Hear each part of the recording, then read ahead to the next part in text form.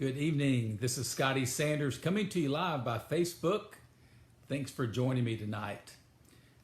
It's hard for me to believe, but this is episode 60 of my Facebook Lives. Started, I think, in 2018. I did start, let me back up. I started, I think, in 2017, around November. So 60 episodes. So pretty much I do one every week on Monday night. So I appreciate you checking it out. If you don't know me, my name is Scotty Sanders. I'm an international leadership consultant, and my purpose in life is to encourage and to empower others to live, lead, and to finish well. And that's really the theme behind my Facebook Lives, is to helping people to lead themselves well. And I believe when you lead yourself well, it gives you opportunity to lead others well. Let me get a little sip of water. So for episode 60, a little bit of celebration here. Certainly excited that we've been able to do 60, but it's a team effort for sure. I've got a total of 4 people on our team that work with me to get this done. And we have a 19-step process of doing a Facebook Live, because we push that out to all of our other websites. We use that in our other social media channels as well, and all the research and stuff that goes along with that, with a lot of editing and a lot of proofing and so forth. So I appreciate my team, the ones that make this happen. So I'm glad that you've joined me. So enough about that. So for episode 60, I'm going to share a little bit from one of my very favorite authors. He's I think he's a clinical psychologist, and he's a leadership coach, Dr. Henry Cloud. If you've not read any of his stuff, I'd highly recommend it. Henry Cloud talks about there's 3 kinds of people in the world, and I'm going to share with you some of his insights of these 3 kinds of people. He says the first type is a wise person.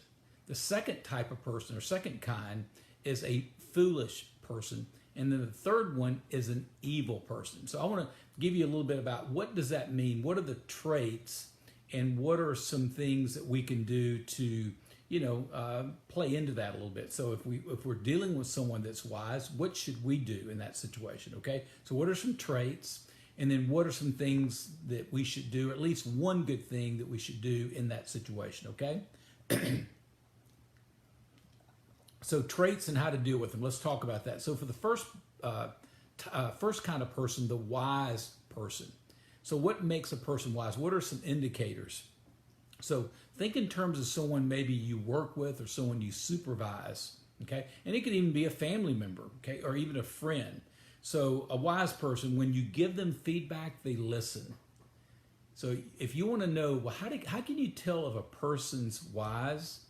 If they don't listen to feedback, they're probably unwise. If they listen to feedback, that's a good sign that they have wisdom. Because listen, when you listen to feedback, it makes you wiser, right?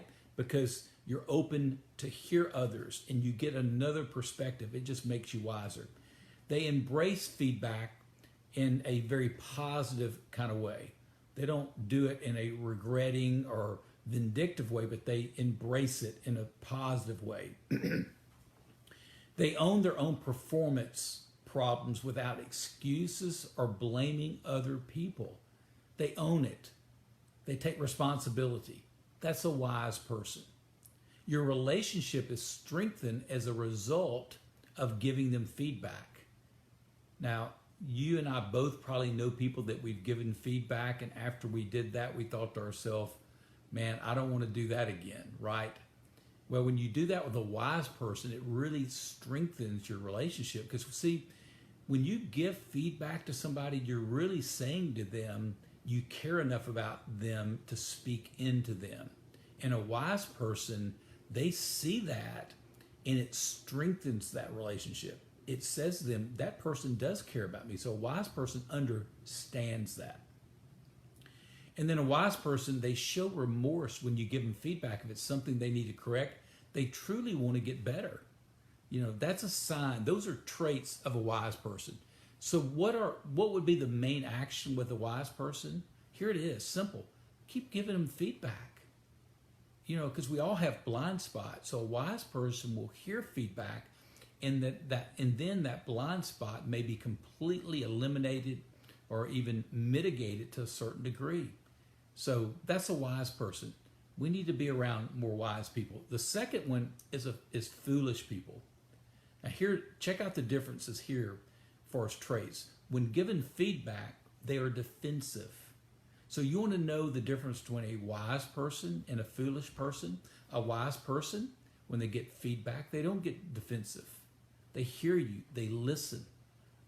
A foolish person, they want to cut you off. They get defensive right out of the gate.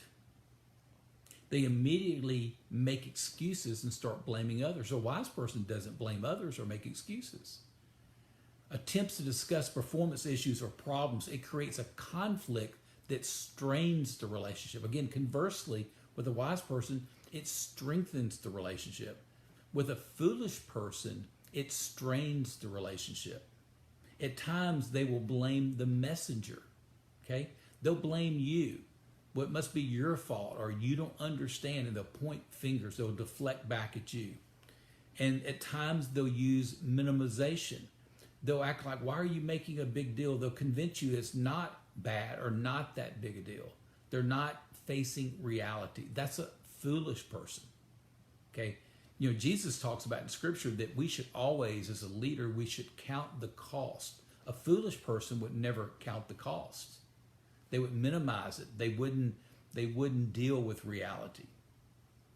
And then they rationalize and make excuses. And basically, they never take ownership. They never take personal responsibility for their actions. And their emotional response is not remorse, but rather a victim. They become a victim out of this. They see you as the persecutor, and they become the prosecuted, if you will. So they take on this victim mindset. People don't understand me, and poor me, and they start making excuses, and it becomes about them as a victim. Okay. Now, action with foolish people. So with wise people, you continue to give them feedback. With foolish people, stop talking about the issues and problems, because a foolish person, they don't want to hear that. So it's no need of you going there, because they're going to get defensive. They're going to make excuses. They're going to blame others. They're not going to take responsibility. It diminishes your relationship. So rather than pointing out problems or issues, the best thing to do is explain to them that if changes don't happen, what are the consequences to the changes? So don't deal with the issues. Unfortunately, they don't want to hear about the issues. So you don't point out the problems or the issues, but you talk about the consequences if changes that are needed do not happen. So that's the second kind of person.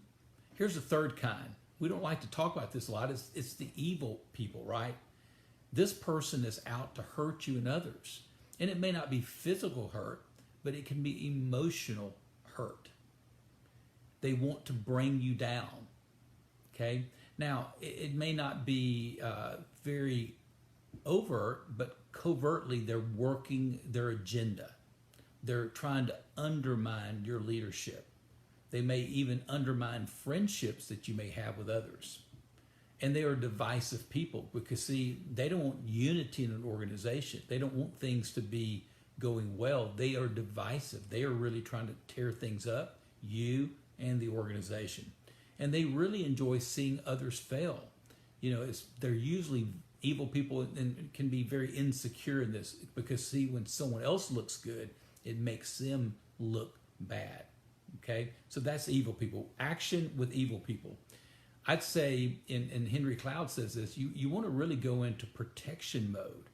Be aware of this and be a little bit more guarded about what you share with this person, and always have your back covered, knowing that you can't really trust them. They may stab you in the back. And you, at some point, you may have to take some legal action to get them out, but do your best not to work with people that fall into this evil category. They will bring you down. They'll bring your organization down. So the three kind of people: wise people, they listen to feedback. Foolish people, they don't want to hear feedback. They can't handle the truth. They make excuses. They don't take responsibility. They become a victim. When you give them feedback, it really strains your relationship with them. And then an evil person, they're out to hurt you, bring you down, be divisive in your organization. So here's your assignment. I want you to think about these three kinds of people and which area do you fall into? And you may fall somewhere maybe between a wise person and a foolish person. So maybe you can say, man, there's some areas of this foolish person. That's me. I can be a victim sometimes when I'm confronted or given feedback. Well, pay attention to that. You can do something about it. You don't have to stay foolish. Do something about it. But part of doing something about it is acknowledging it, right? And then you have a chance to improve that, right? So figure out which camp do you fall in. Wise, foolish, or evil. And I hope everybody that's watching this, you're not into that category. But you may work with some people that fall into that category. And so the second part of this would be examine the people you're around. Are you around wise people, foolish people, or evil people? If you're around evil people and you start enjoying that, they'll move you from foolish to evil in time. In fact, it's foolish to be around evil people. Well, listen, again, from I get someone that I have a lot of respect for, Dr. Henry Cloud, one of my favorite authors, clinical psychologist and leadership coach. He shared some of his insights on a talk, and it would help me so much, I decided to share it in my own way to you. I hope this has helped you, and you'll pass this on by hitting the share button that others can hear it as well. I would appreciate that very much. Well, listen, I hope you have a great rest of the week and keep leading well till we get back together next time. Take care.